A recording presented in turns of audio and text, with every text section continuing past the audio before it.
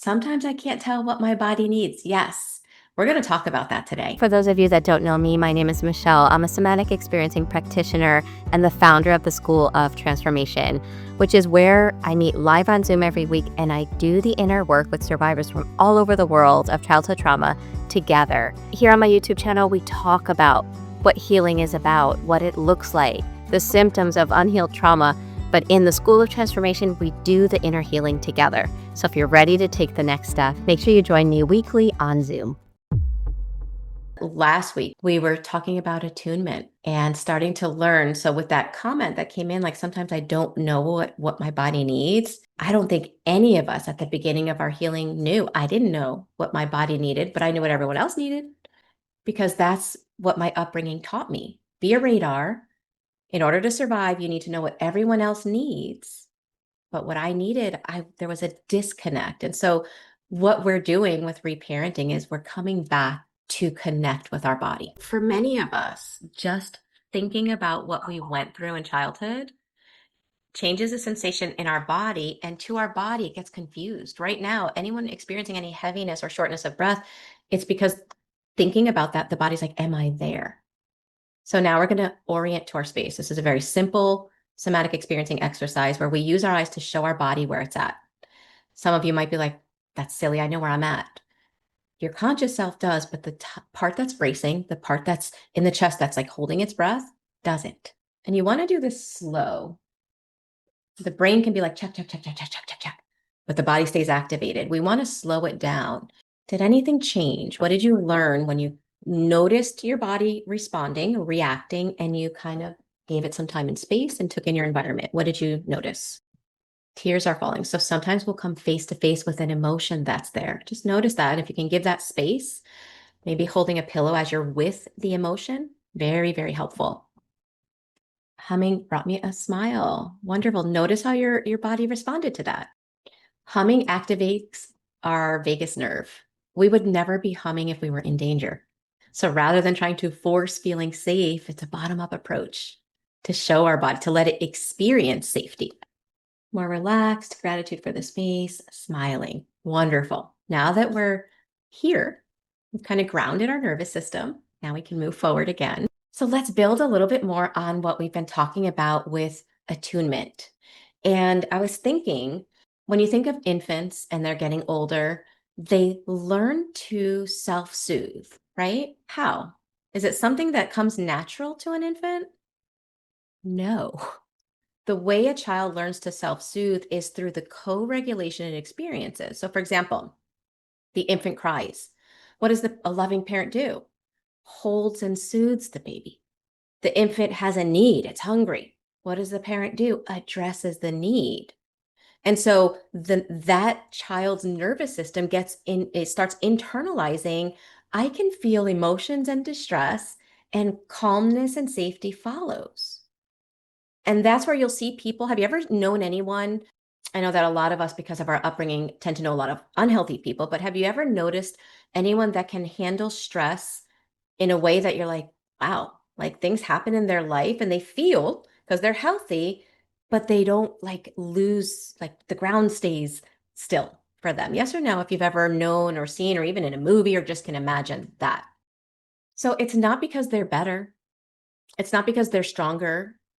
It's because they probably got that good enough parenting where their nervous system learned emotions come up and something soothing happens, and therefore they can ride the wave of life, right? Because life is, no one I know is ever like this. In fact, that'd be kind of boring, right? Everyone has their flow up and down.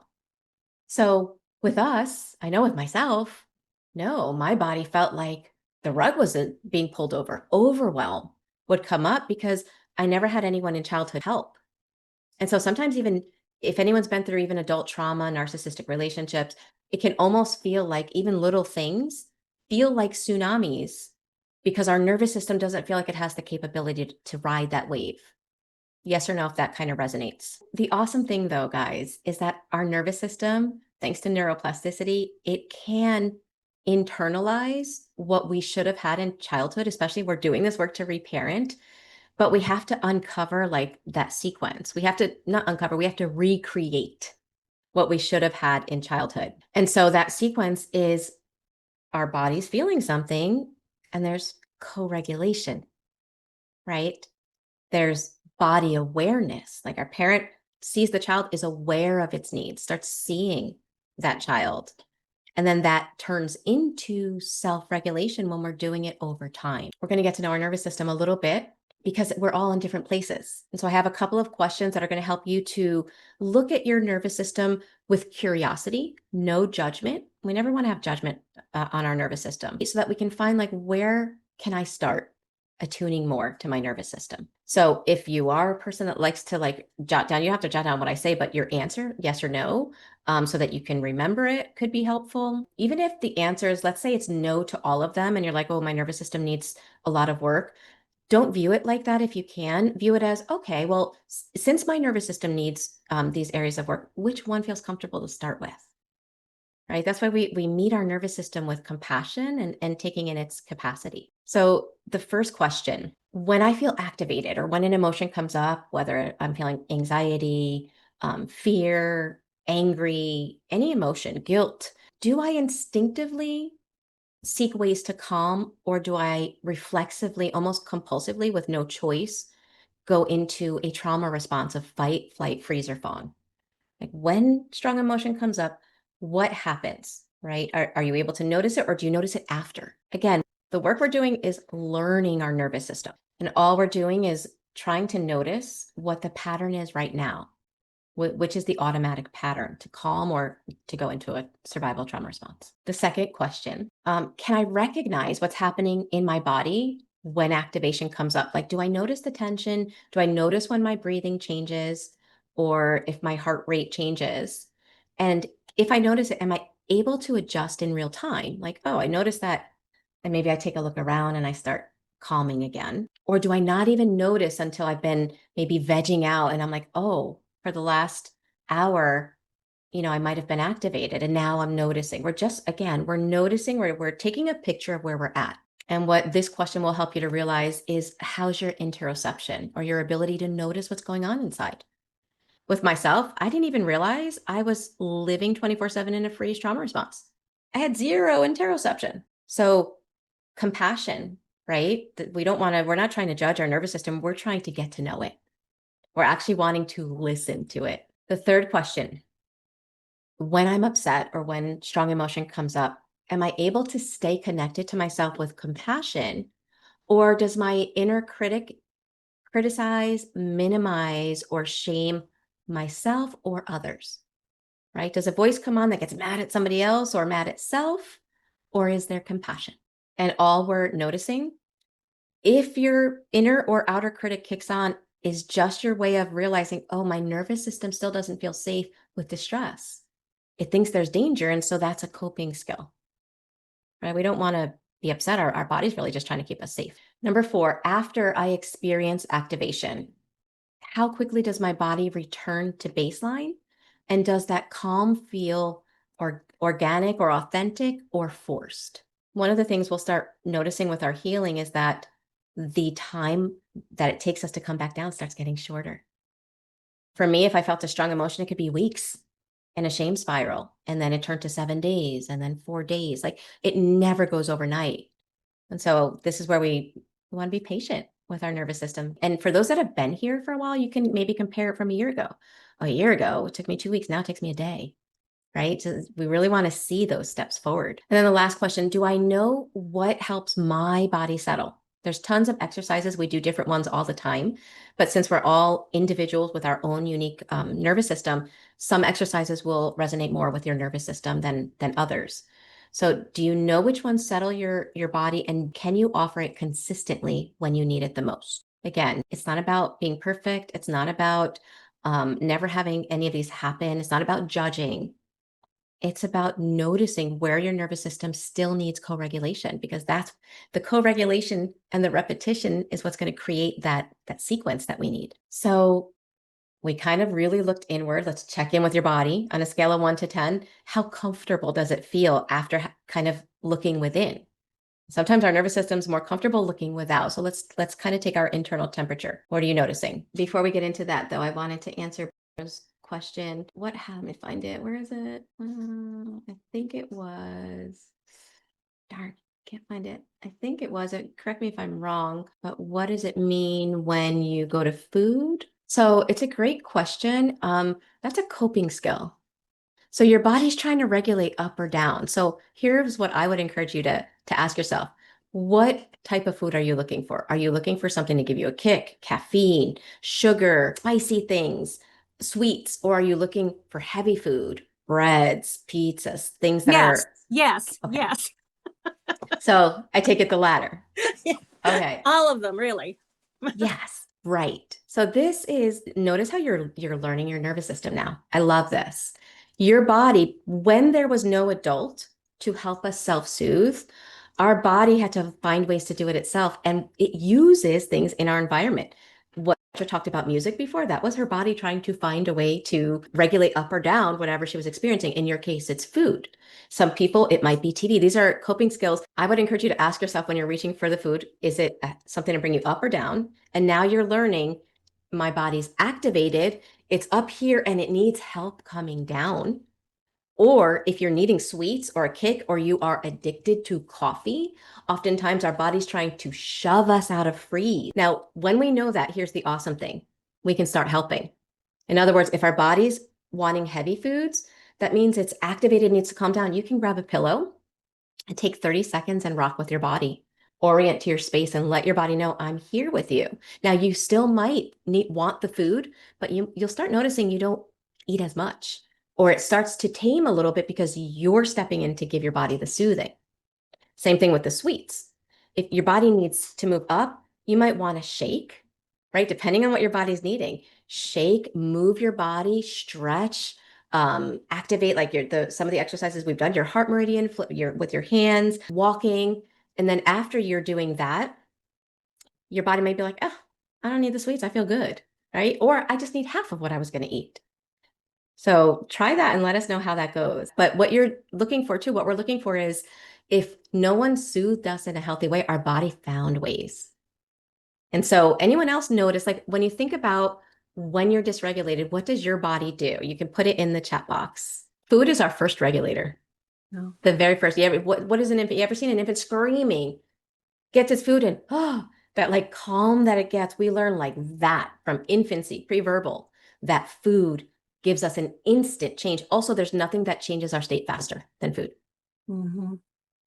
Yeah. So now you're stepping in and you're going to be learning how to notice when your body's activated. That's exactly what we're going to talk about too. But I'm just curious, anyone else notice? I remember one member 2 years ago, we went over this topic and she's like, I notice every time I feel shame, that's the moment I try to grab a drink. Like, boom, it's like I feel it. She's like, but I didn't notice that before. So the first step is noticing, what is our body doing because it didn't get that healthy soothing? What does it do? Right? It's all information to help us. I ate sweets too, didn't regularly previously. Okay, noticing that. Food is a go-to when anxious. Yeah. Okay, on a scale of 1 to 10, with you being present right now, how present does your body feel? Like really check in. We got a 7, 8, 7, 10s, 8s, 7s. Much better than the beginning. Wonderful. 8, 5. So let's take a minute. We'll use sensation now. Like, see if you can find a place in your body. For anyone that's at a 6 or lower, anyone that's higher, do it too because it's enjoyable. But find a place in your body that's neutral, that's still. It might be your feet. When you drop into your feet, you're like, oh, feels really grounded here. Could be an elbow. And you might notice activation in other places. Your chest might be tight. Your tension might be in your prefrontal cortex. And my knees are like so hanging out. Yes or no in the chat box if you can notice a place that's relatively neutral and still. Great. Yes, with a big sigh. Yes. That's the body like, oh, I'm okay. The sigh is good. That means your body just realized where you are in time. Okay. For those that had a 6 or lower, being in that place, did it shift anything? Yes or no? There's no right or wrong. We're getting feedback from our nervous system. Harder than usual. So just notice that, like validate, oh, okay, this. Usually it's a little easier and I'm noticing how it is now. No judgment on the body. Feet on the floor, yes. Getting my seat. Wonderful. If the body thinks it has to perform, it can tense up. So let your body know, There's no right or wrong. So let's talk about how we can start attuning into our nervous system. I know with myself, I did not know when I was activated until I was like so dysregulated. Then I could look back and be like, oh, no wonder I was like downing 5 cups of coffee, right? Or, oh, no wonder I was vegging out or doing this or that. Like I could look back. And so I had to strengthen my interoception of noticing. Again, it's a skill set we have to teach ourselves if we had to survive by noticing our environment. As a kid, I had to do it. And then as an adult, if you had a narcissistic or a toxic relationship, you had to be alert to everything. And so, again, we're externally focused and our connection is a little bit, not even a little bit. My connection was there was no connection. So I had to build it. So, first, see if there's like some compassion you can give to your nervous system, your body, because it's been trying to help you regulate without any adult for a long time, and see what it's like to have a little compassion and maybe some gratitude for the hard work that it's been doing. Does distraction count? Is that a coping mechanism? Yeah. So distraction is usually a flight response. Our body's trying to run and be busy so that it doesn't feel, right? So again, it's trying to regulate feelings it doesn't know it's safe to feel yet. Does that make sense? Okay. So let's look. I'll pull up my paperwork here so we can start learning co-regulation, the co-regulation we didn't get. We're going to step in as the compassionate healer for our nervous system. But before we do that, yes or no, if you noticed anything when you gave some compassion or gratitude to your nervous system, did you notice anything? Again, no right or wrong. We're just like always tuning in to what we notice in our body. We got a yes. I feel freer. It's thankful to finally be noticed and helped. Like, notice that. Like, this is a relationship we're creating. How beautiful, right? Okay, so let me pull up my paperwork because here's one thing that I realized, and I think when people talk a lot about regulation, this can come across a certain way. For example, if we're trying to regulate to be more regulated, or to be more calm, or to be more at peace, but if we don't notice what's happening in our body, we might be in a different gear. And what I mean by that is like it would be like me, let's say I'm driving a manual car and I'm trying to back up, but I'm in first gear. I'm going to be really frustrated because it's not going to work. Well, with us, sometimes we're trying to feel a certain way. We're trying to feel grounded. We're trying to feel at peace and calm, but our nervous system's in a gear that won't allow that. So the first thing we have to realize is feeling follows state. Just like my car is going to go depending on the gear I put in. So getting to know our nervous system is really important.